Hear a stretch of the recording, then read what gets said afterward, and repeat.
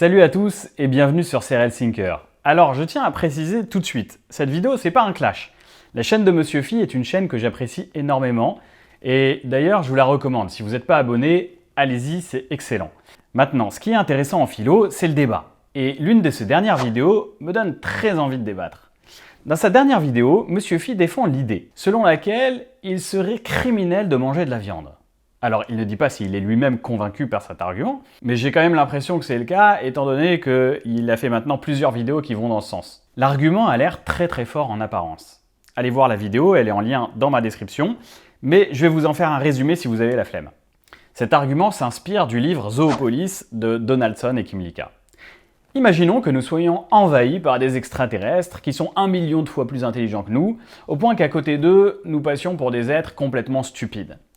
Et en fait, ça rajeunit le vagin. Genre, c'est trop bien.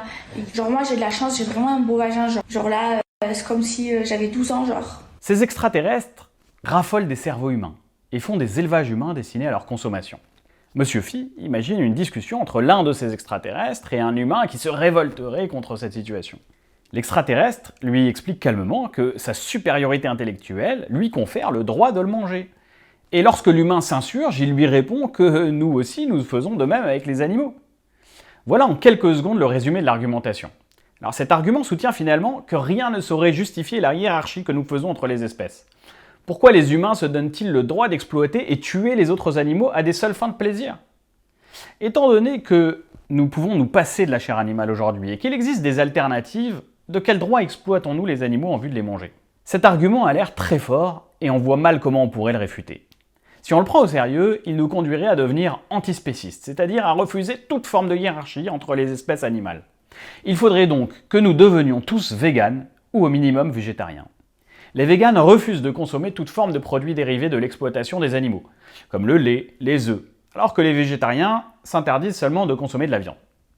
Je vais maintenant tenter de réfuter cet argument qui me semble pas convaincant pour plusieurs raisons. Raison numéro 1. Avec cet argument, toutes les espèces se retrouvent au même niveau.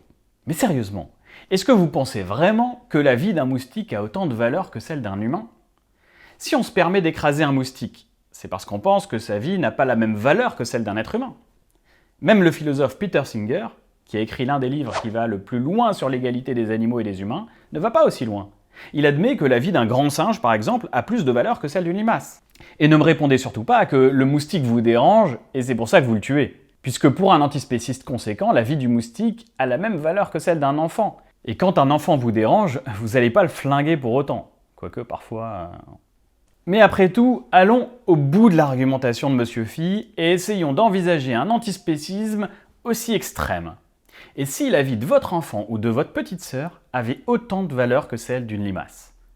C'est tout l'argument développé. L'extraterrestre nous dit que pour lui, notre vie est comparable à celle d'une limace. Et donc on en arrive à ma deuxième objection. Il y a un paradoxe dans l'argumentation antispéciste. Être antispéciste, c'est vouloir adopter un point de vue universaliste. Je m'explique. Toutes les espèces vivantes sont programmées pour défendre leur point de vue. Autrement dit, leur subjectivité. Le lion n'adopte jamais le point de vue de la gazelle. De son point de vue, la gazelle n'est qu'une ressource alimentaire. D'ailleurs, l'infanticide est très courant chez les lions qui tuent les lionceaux de la lionne pour s'accoupler avec elle et produire leur propre progéniture. Bref, aucun animal n'est universaliste sauf l'homme. C'est d'ailleurs la raison pour laquelle le droit des animaux, entendu au sens radical du terme, n'a aucun sens. Pour qu'il puisse y avoir un droit commun, il faut des intérêts communs. Et il n'y a aucun intérêt commun entre le lion et la gazelle. Chacun défend sa survie coûte que coûte. Le seul animal capable de dépasser son propre point de vue subjectif pour se décentrer, c'est l'homme. Le philosophe Étienne Barbennet a écrit tout un bouquin autour de cette idée et je vous recommande vraiment sa lecture. Cette recherche universelle s'exprime aussi dans notre recherche de vérité scientifique. Quand on dit 2 plus 2 égale 4, c'est affirmer une vérité universelle qui est valable quelle que soit ma couleur de peau, ma religion ou mon sexe. Dire qu'il existe une loi de la gravitation, c'est affirmer une vérité universelle qui s'applique à tout ce qui existe dans l'univers. Or, l'animal ne se soucie pas de la vérité ou de l'universel. Il ne peut pas se décentrer pour se libérer de son point de vue. Ce désir de vérité universelle qui anime les humains a aussi des conséquences sur notre morale. Un animal peut à la rigueur se soucier de sa progéniture, voire de son espèce, ou parfois de manière exceptionnelle de tel ou tel individu d'une autre espèce, mais jamais de la vie animale dans son ensemble. Les mouettes à tête noire, par exemple, n'hésitent pas à dévorer les poussins de leur copine quand celle-ci part à la pêche. Elle ne se mettra jamais à la place de sa copine, et encore moins à la place de toutes les mouettes, et encore moins à la place de tous les animaux. Mais voici le paradoxe. Si certains humains sont antispécistes en voulant supprimer toute hiérarchie entre les animaux, c'est précisément parce qu'ils sont universalistes. Donc quand M. Phi défend l'antispécisme, il affirme par là même la supériorité morale de l'homme sur tous les autres animaux. C'est là tout le paradoxe de l'antispécisme. Alors en général, l'antispéciste répondra que la morale importe peu finalement. Il admettra que les animaux ne possèdent pas de valeur universelle, qu'ils ne recherchent pas la vérité universelle et qu'ils n'ont pas conscience de ce qu'ils font, de la souffrance qu'ils peuvent provoquer. La mouette souffre quand elle perd un bébé, mais elle ne peut pas se mettre à la place de sa copine. Elle n'a pas un niveau de conscience suffisant. C'est toute la différence que Peter Singer opère entre agent moral et patient moral. Certes, les animaux ne sont pas des agents moraux au sens où ils disposeraient d'une conscience morale développée, mais ils sont des patients moraux au sens où ils peuvent souffrir. Et nous nous devons de ne pas leur porter atteinte. Il compare souvent les animaux à des bébés humains. Un bébé humain n'est pas un agent moral au sens où il n'a pas encore de conscience morale, mais étant donné qu'il peut souffrir, nous avons l'interdiction morale de lui porter atteinte, car il est un patient moral. Et c'est là qu'on arrive, il me semble, au cœur du problème. L'antispéciste pense que le simple fait de pouvoir souffrir produit une égalité entre tous les animaux, et ça c'est très discutable. Et je vais vous démontrer que l'antispéciste lui-même s'enferme dans une contradiction à ce sujet. Dans le livre Zoopolis qui incarne la pensée antispéciste, on parle de l'élevage animal comme un éternel Treblinka. Treblinka, c'est le nom de l'un des pires camps d'extermination nazis. Pour un antispéciste, quand vous mangez votre côte de bœuf, vous êtes un nazi. Un antispéciste conséquent rêve d'une société dans laquelle tuer un rat deviendrait aussi grave qu'assassiner un enfant. Bon, pour les moustiques, c'est pas très clair, ils sont en discussion sur le sujet. Mais ça pourrait devenir également un crime dans une société antispéciste. Donc, ce moustique qui nous agace parce qu'il nous tourne autour en nous menaçant de son bzzz incessant, est en fait une dame qui risque sa vie pour ses enfants en devenir et qu'elle n'a pas le choix. J'invente rien. Il suffit de lire Zoopolis pour comprendre le projet. Donc, pour un antispéciste, un humain qui déciderait simplement de se soucier de son point de vue d'être humain doit être considéré comme le pire des criminels. En affirmant cela, l'antispéciste se contredit, puisqu'il affirme par là même que tout ce qui fait la valeur d'un être humain, c'est précisément sa capacité à dépasser son propre point de vue pour accéder à une vérité universelle. Il affirme par là même la supériorité morale de l'homme sur tous les autres animaux. Alors certes, l'antispéciste répondra que l'animal n'a pas la capacité de s'élever à ce niveau de conscience morale, et que seul l'homme, qui en est capable, doit se hisser à ce niveau d'exigence. Mais il n'en reste pas moins que par là même il admet que l'animal est prisonnier de son instinct et que toutes ses actions sont mécaniquement contrôlées par cet instinct. L'être humain, au contraire, peut se libérer de ses intérêts immédiats. Il peut se décentrer de son plaisir immédiat pour accéder à une vérité universelle, à une morale universelle. Un animal prisonnier de son instinct est incapable de rechercher une forme de vérité universelle. Peut-il avoir la même valeur que celle d'un humain ? L'antispéciste répondra oui. Car ce qui compte encore une fois pour lui, c'est simplement la capacité de souffrir. Et c'est là où l'expérience de pensée des extraterrestres paraît très forte. Toute l'argumentation de l'extraterrestre est fondée sur sa prétendue supériorité intellectuelle, et notre seule défense face à lui serait de dire que nous souffrons. Et c'est là qu'il faut examiner, à mon avis, ce présupposé antispéciste que nous allons appeler à la suite du philosophe Étienne Bimbenet, le pathocentrisme. Le pathocentrisme, c'est cette idée selon laquelle ce qui compte n'est pas le niveau de conscience morale ou intellectuelle, mais la capacité de souffrir. Cette idée a été formulée pour la première fois par le philosophe Bentham, qui dit ceci à propos des animaux. La question n'est pas « peuvent-ils raisonner ?» ni « peuvent-ils parler ?» mais bien « peuvent-ils souffrir ?» Donc ce qui compte d'un point de vue moral, ce serait simplement le fait de pouvoir souffrir, et il faudrait interdire de tuer un animal pour ce seul motif. La première question que j'ai envie de poser, c'est pourquoi le choix de ce critère ? Pourquoi tout centrer autour de la question de la souffrance ? À mon sens, ce qui importe le plus, c'est le niveau de conscience de cette souffrance. Prenons l'exemple de la mouette. À quoi correspond la souffrance qu'elle a de perdre un enfant si elle est capable ensuite d'aller bouffer le bébé de sa copine ? Tout porte à croire, si elle est capable d'un tel acte, qu'elle ne sait pas vraiment ce qu'elle fait. La mouette est programmée instinctivement pour réagir à la perte de son enfant, mais cela ne veut pas dire qu'elle a véritablement conscience de ce qui lui arrive. Car si elle avait vraiment conscience de cette souffrance, elle serait capable de se mettre à la place de sa copine, ce qu'elle est incapable de faire. D'ailleurs, lorsqu'un animal perd un enfant, il manifeste de la souffrance quelques instants, puis ensuite il retourne à ses occupations. Venons-en maintenant à ma conclusion. Le pathocentrisme est un symptôme de notre époque. À partir en gros du 19e, on commence à remettre en cause toutes les valeurs traditionnelles et on a certainement eu raison de le faire. Il fallait remettre en question les dogmes religieux qui gouvernaient notre vie.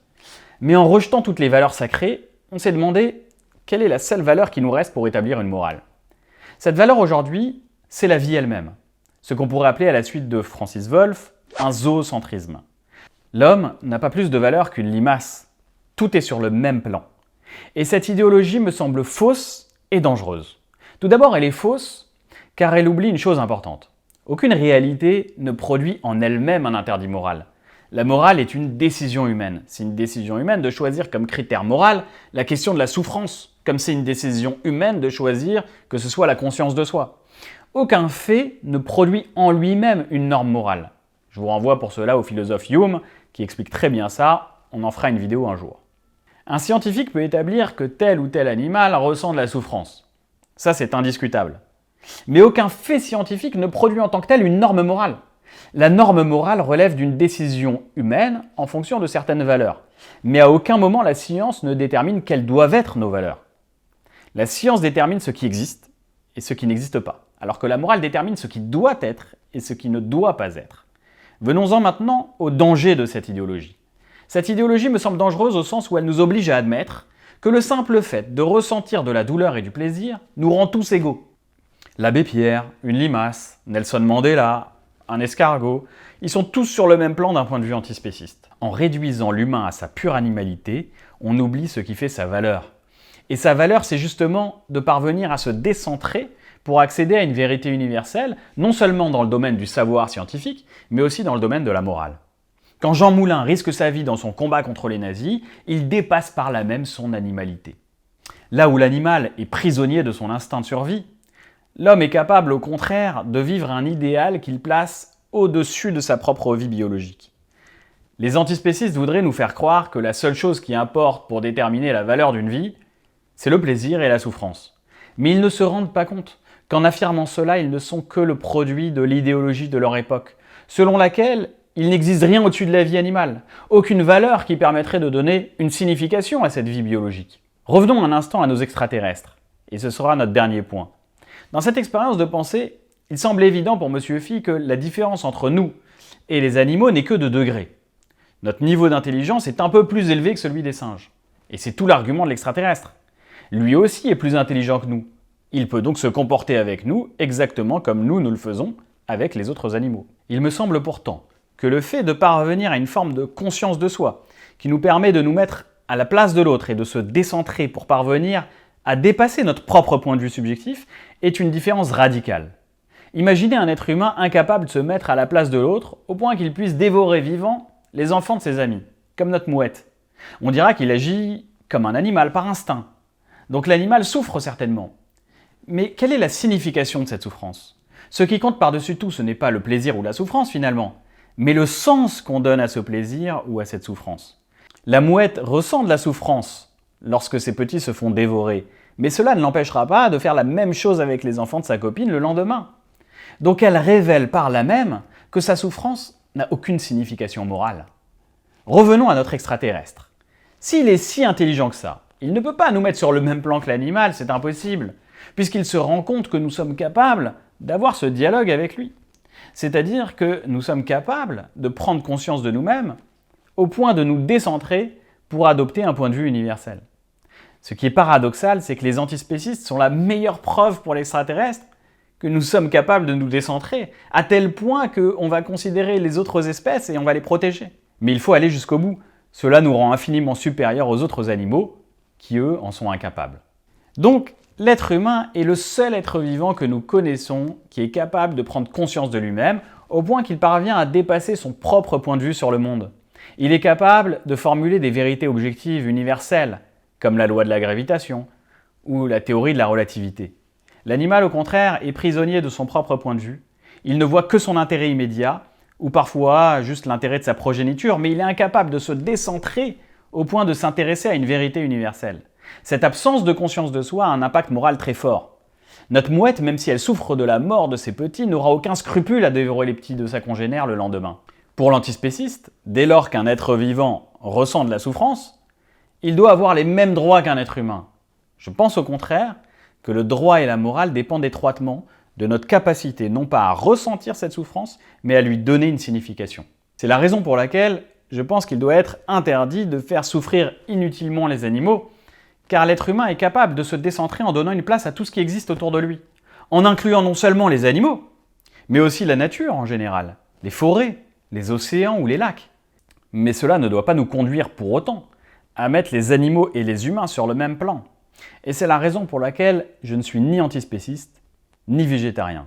La valeur d'un être vivant ne doit pas se mesurer simplement à l'aune de sa capacité à ressentir de la douleur, mais à sa capacité à donner une signification à cette douleur. Voilà, cette vidéo est maintenant terminée. N'hésitez pas à me dire ce que vous en pensez dans les commentaires, que vous soyez d'accord ou pas avec moi, et je vous dis à très bientôt pour une nouvelle vidéo.